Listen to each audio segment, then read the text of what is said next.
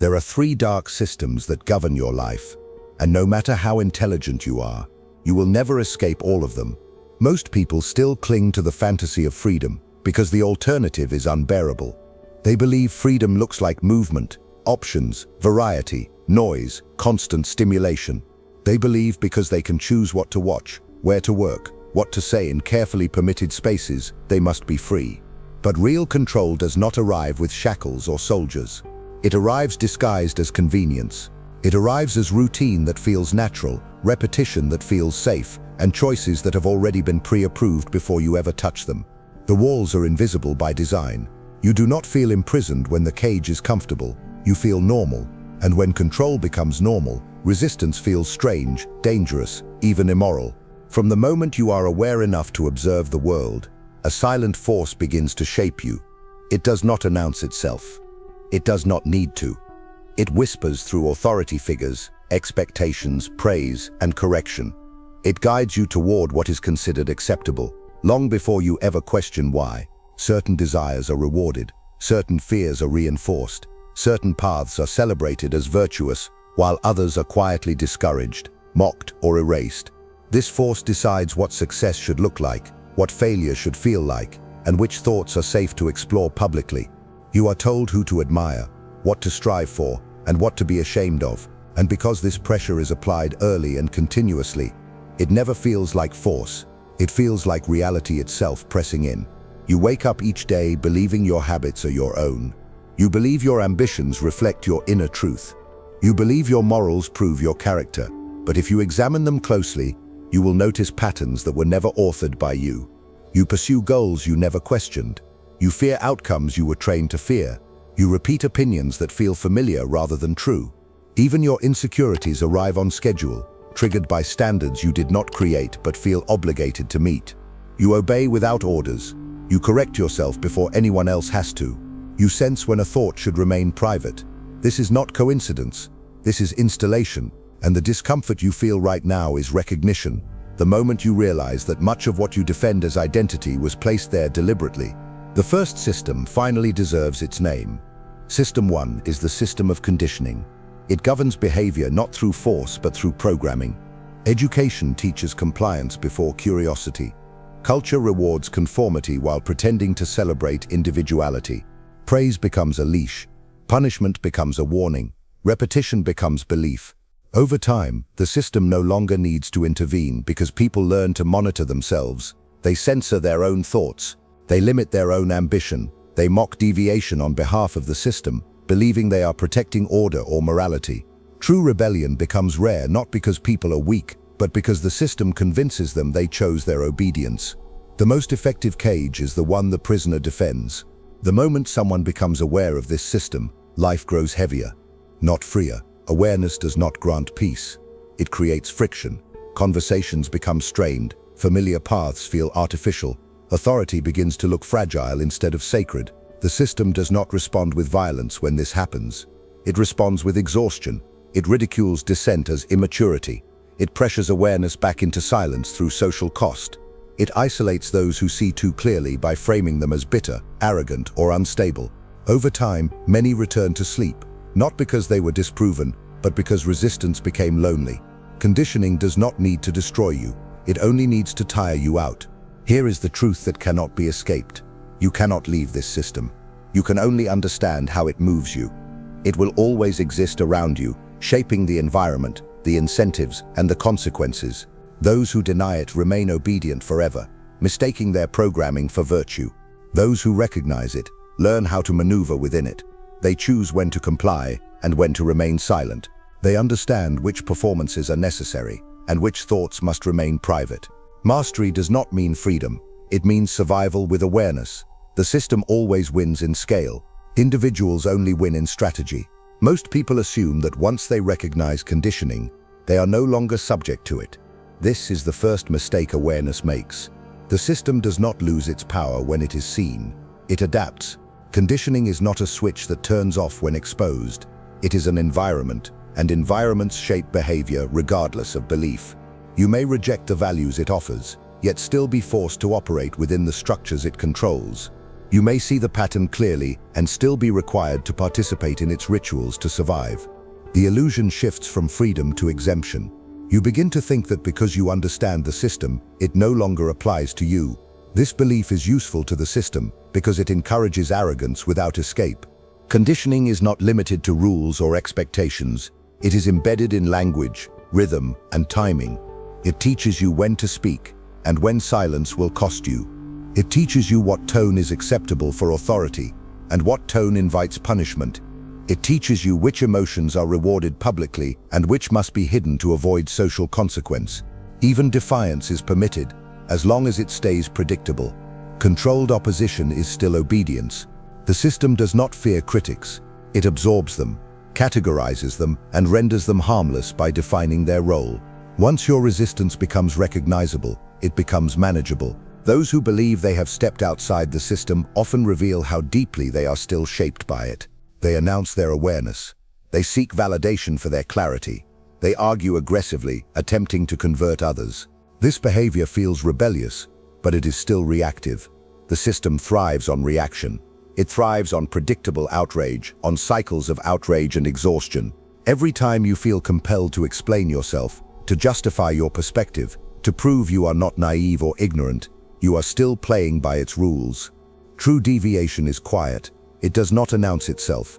Conditioning teaches you to speak when silence would be more dangerous to the system. The most refined form of conditioning is moral framing. It trains people to mistake compliance for goodness. It teaches that following approved norms is evidence of character. It turns deviation into sin and curiosity into threat. Once morality is attached to obedience, the system no longer needs enforcement. People police each other. Friends correct friends. Families enforce limits without knowing why. Shame becomes the most efficient weapon. You hesitate not because you fear punishment, but because you fear disapproval. Conditioning does not break you with force. It bends you with belonging. Even ambition is not exempt. The system encourages certain forms of success while discouraging others. It rewards visible achievement that reinforces the structure, while quietly suppressing paths that threaten it. You are taught which dreams are realistic and which are irresponsible, which risks are admirable and which are reckless. Over time, people stop dreaming beyond the permitted range. They aim high, but never too high. They innovate, but never disrupt. Conditioning does not eliminate desire. It channels it into safe containers. When someone refuses these containers, the system escalates subtly. It does not need to silence them directly.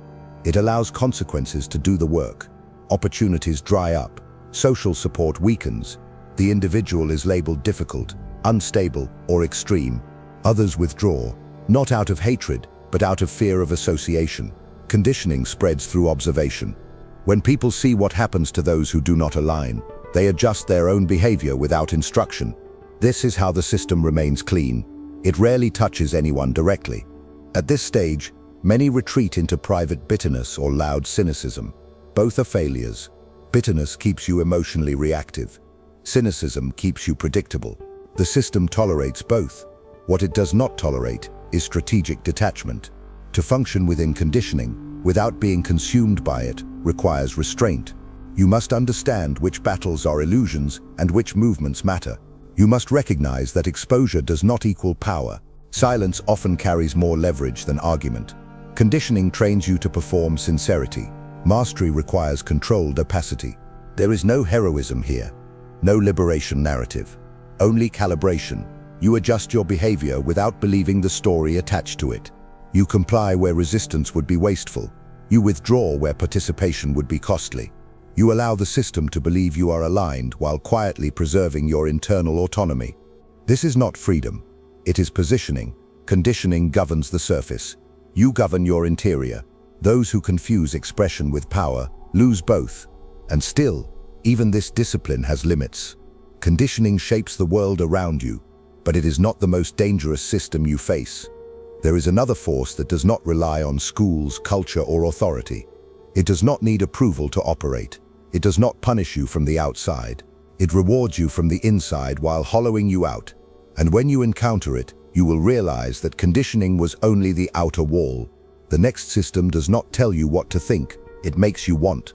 The second system does not arrive from the outside. It does not require institutions, rules, or authority figures.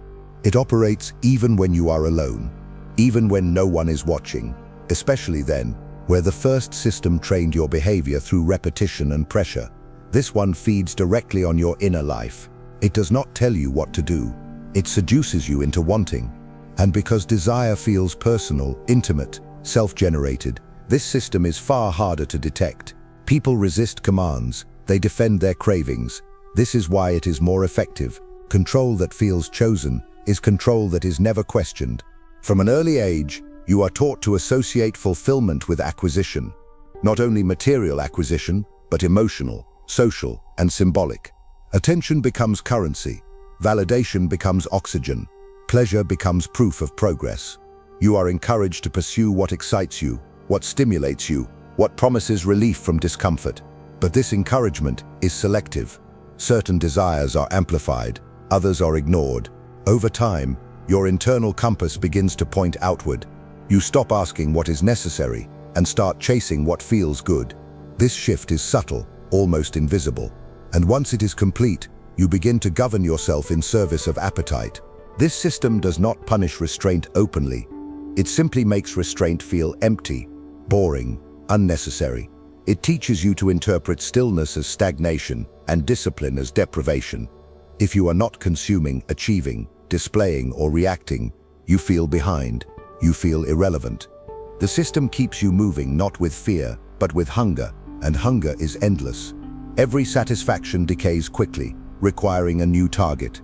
The cycle accelerates. Desire replaces direction. Motion replaces meaning. You become busy without becoming powerful. People often mistake this restlessness for ambition. They believe their constant striving proves strength. In reality, it proves dependency. You are no longer pulled by strategy, but pushed by impulse. You respond to opportunities not because they align with long-term positioning, but because they promise immediate reward. You chase status, pleasure, recognition, novelty, all while telling yourself a story about growth. The system thrives on this narrative. As long as you believe your impulses are your identity, you will defend them, and anything you defend controls you. Unlike conditioning, this system does not need consensus. It isolates individuals inside their own cravings. Everyone becomes their own enforcer. You wake up driven by urges you did not consciously choose, pursuing outcomes you have not examined. Even resistance becomes compromised, because rebellion itself can be turned into a desire, the desire to feel superior, enlightened, untouchable. The system does not care what you want, only that you want endlessly. Desire keeps you exposed. A man without appetite is difficult to move. A man ruled by it can be steered effortlessly. The most dangerous aspect of this system is how it disguises weakness as authenticity. You are told to follow your feelings, express your urges, honor your impulses. But impulses are not wisdom. They are reactions, and reactions are predictable. The more you identify with what you feel, the less control you have over what you do. This system turns emotional transparency into vulnerability, and then calls it courage. It rewards those who reveal themselves completely, because revealed structures are easier to manipulate. As this system tightens, you begin to notice a quiet erosion. Focus fragments, patience shortens, satisfaction becomes rare. You feel surrounded by opportunity, yet strangely powerless. You have more access than ever before, yet less command over yourself. This is not failure, it is the expected outcome. A person governed by desire cannot sustain authority, because authority requires delay, silence, and denial. The system ensures you struggle with all three. And yet, even now, its name remains hidden from most. People sense the pull, but misdiagnose the source.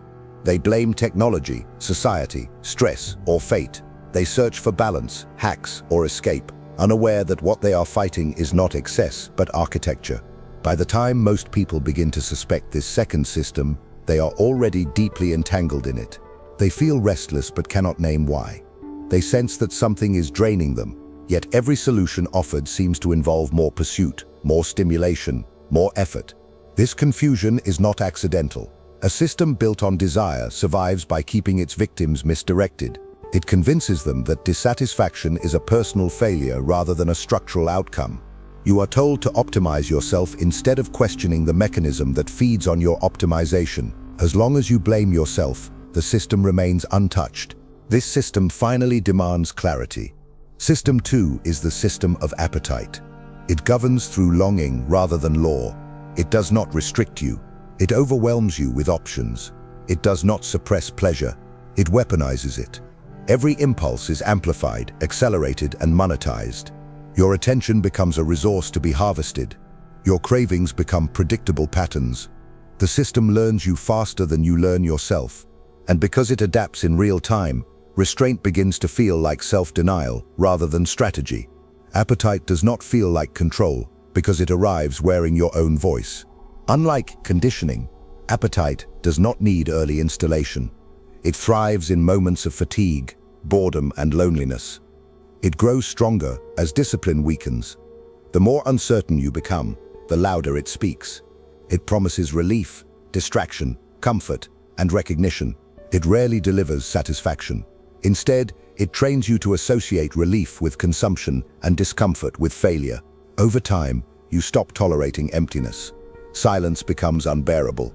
Waiting feels like loss. Appetite teaches you to fill every gap immediately, because gaps are where reflection might occur.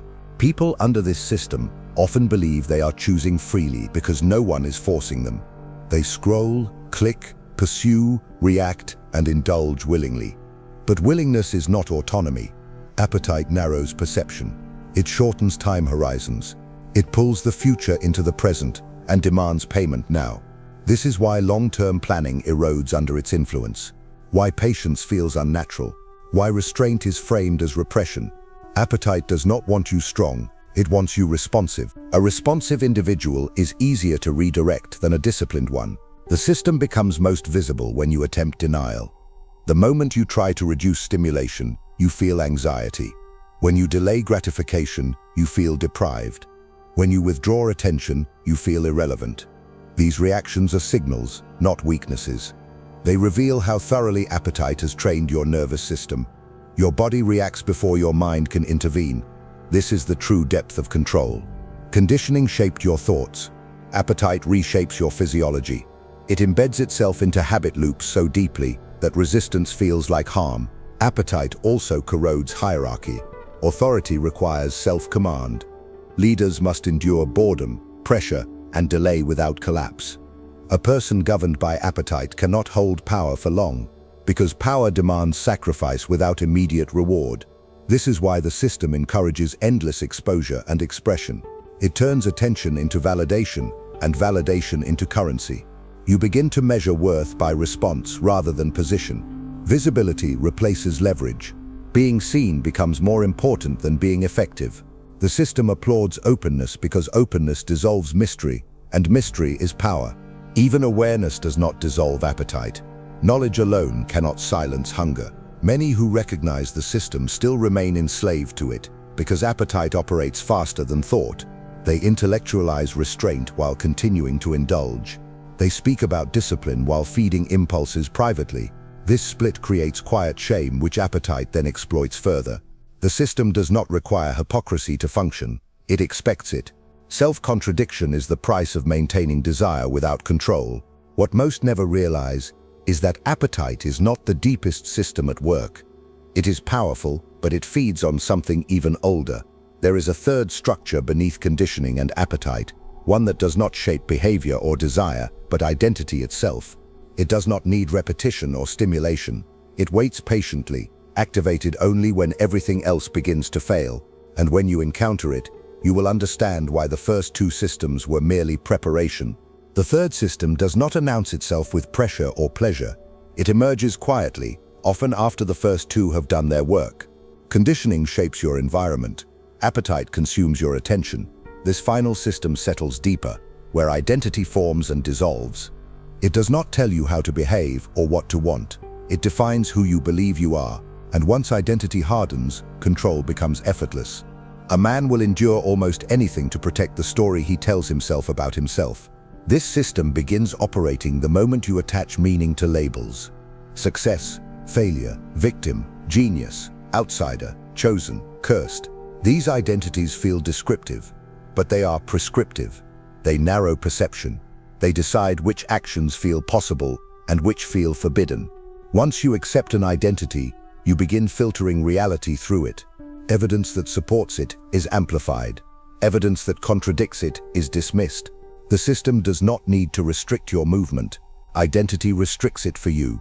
You stop attempting what would fracture your self-concept. System 3 is the system of self-image. It governs through narrative fixation. You are not controlled because you are weak. You are controlled because you are consistent. You want to remain coherent, predictable to yourself. This is why people defend habits that harm them, beliefs that limit them, and roles that exhaust them. To abandon them would require psychological death. The system understands this. It offers safety in familiarity. As long as your identity remains intact, you will tolerate stagnation without rebellion. Unlike appetite, this system does not rush. It is patient. It allows you to fail repeatedly as long as the failure reinforces your identity. The struggling artist, the misunderstood thinker, the loyal worker, the disciplined loner. Each identity comes with a script. Each script justifies outcomes.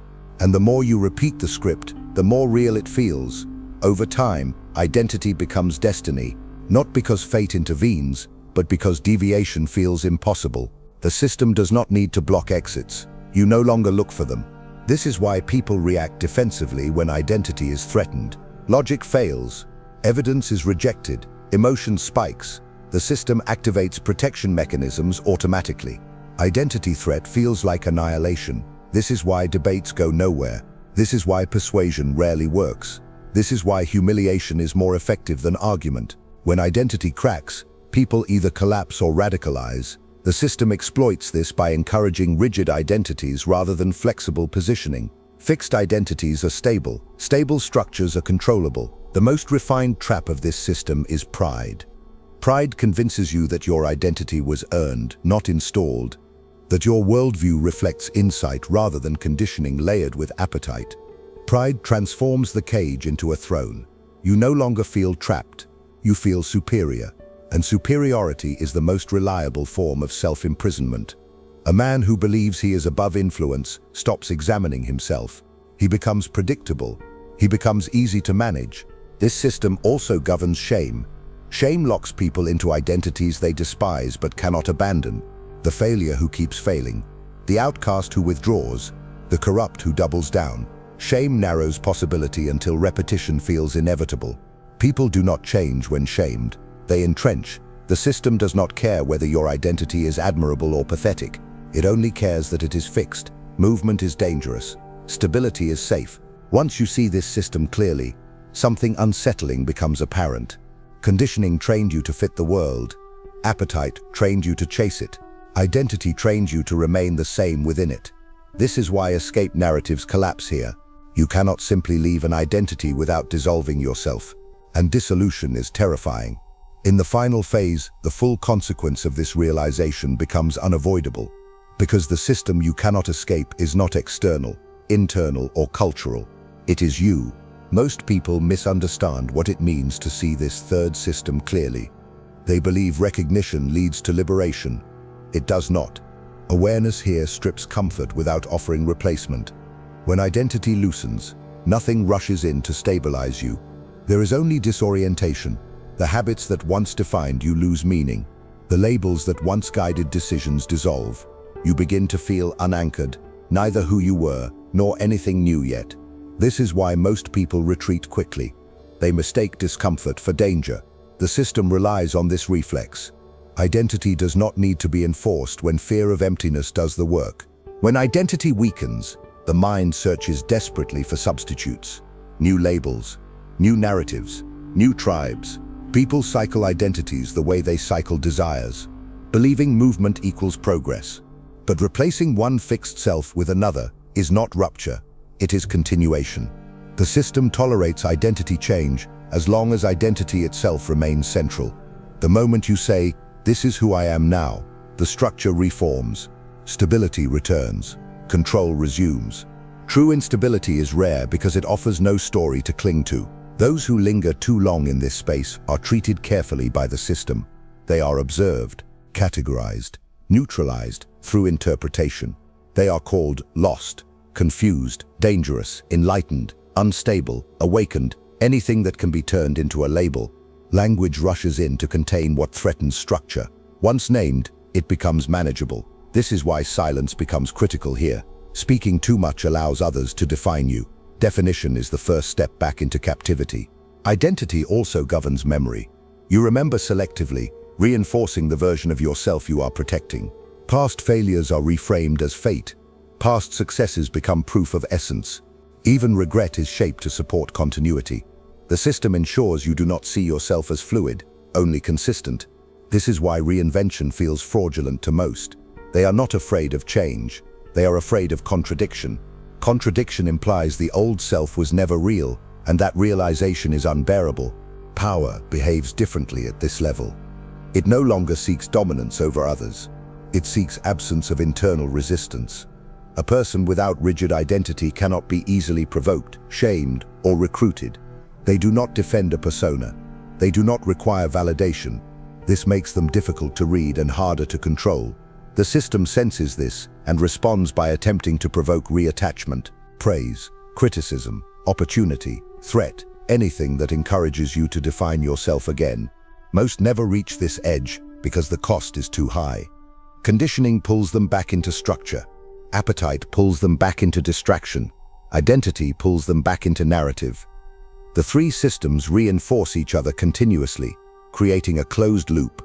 You feel pressure from the outside, hunger from the inside, and certainty about who you are holding it all together.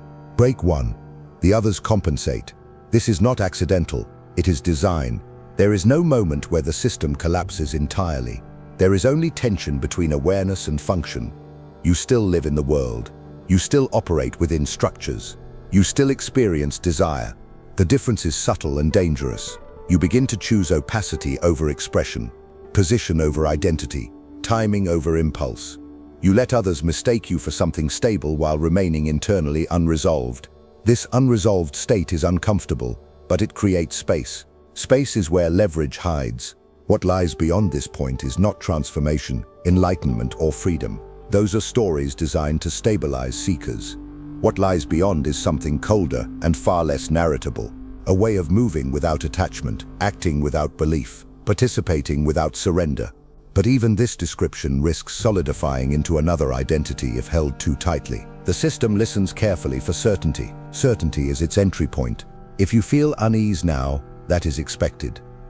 The third system resists clarity more violently than the first two, because it cannot survive without belief.